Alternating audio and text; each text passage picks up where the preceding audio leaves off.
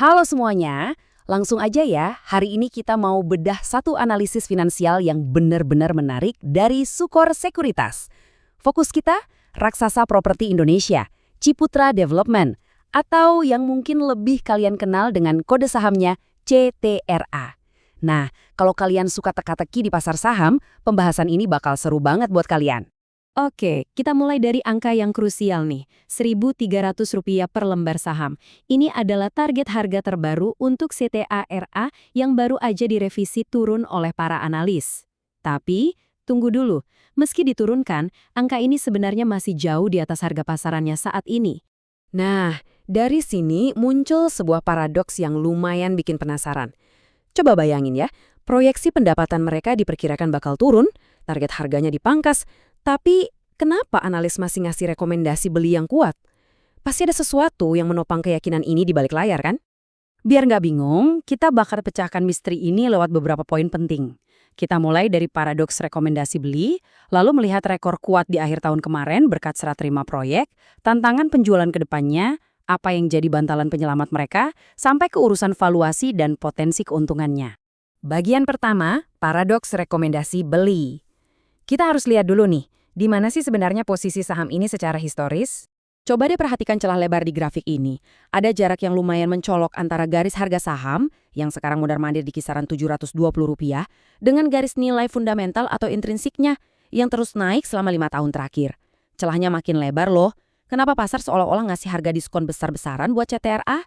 Ini nih akar dari paradoks kita hari ini. Lanjut ke bagian kedua. Akhir tahun yang kuat dan serah terima proyek musiman. Sebelum ngomongin tantangan ke depan, kita wajib kasih apresiasi buat performa luar biasa CTRA di ujung tahun 2025. Angka ini benar-benar gila. Di kuartal keempat 2025, laba bersih mereka melesat tajam sampai 169% secara kuartalan.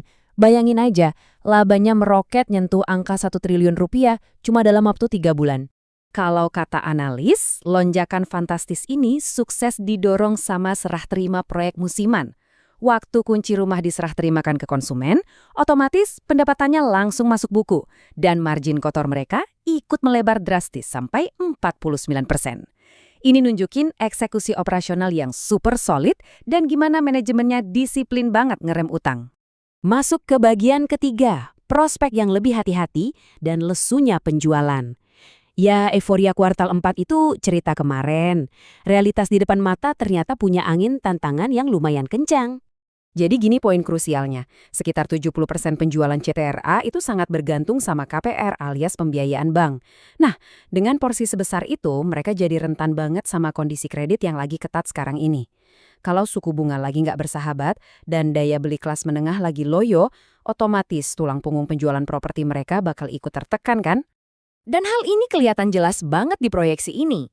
Penjualan pemasaran di tahun 2025 udah turun 14%. Dan buat tahun 2026, angkanya diprediksi bakal stagnan alias datar aja di sekitar 9,5 triliun rupiah.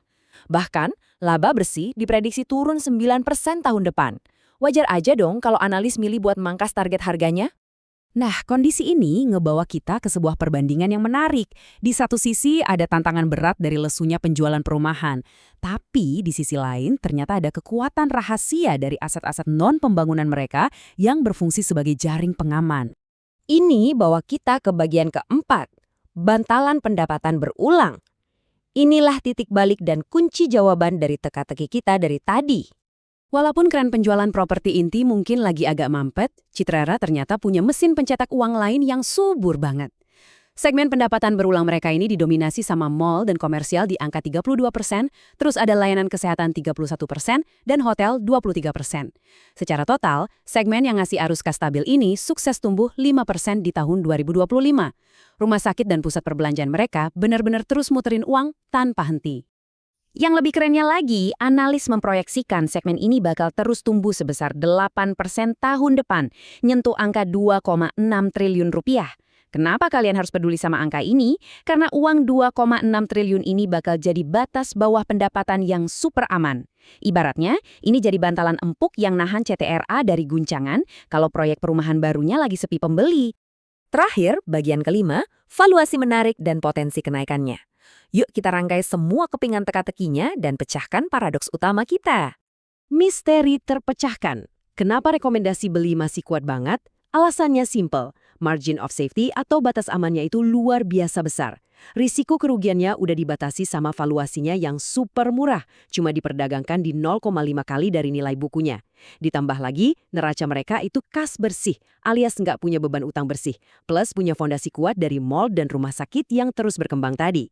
Kombinasi pertahanan portofolio kayak gini benar-benar langka di pasaran. Kesimpulannya, kita udah lihat angin tantangannya, tapi kita juga udah bedah setangguh apa jaring pengamannya. Sekarang ada satu hal yang pengen saya titip buat kalian renungkan.